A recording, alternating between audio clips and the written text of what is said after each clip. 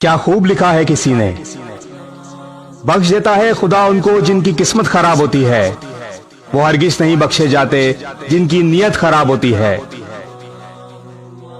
न तेरा एक होगा ना मेरा लाख होगा, ना तारीफ तेरी होगी ना मजाक मेरा होगा।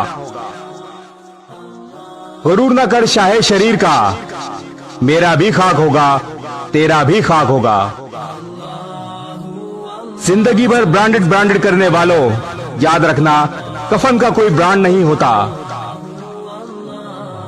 कोई रो के दिल बहलाता है और कोई हंस के दर्द छुपाता है।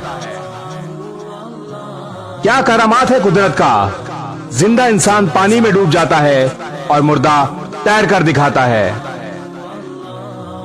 मौत को देखा तो नहीं मगर शायद बहुत खूबसूरत होगी। कमबख्त जो भी उससे मिलता है जीना छोड़ देता है। गजब की एकता देखी लोगों की जमाने में, जिंदों को गिराने में और मुर्दों को उठाने में।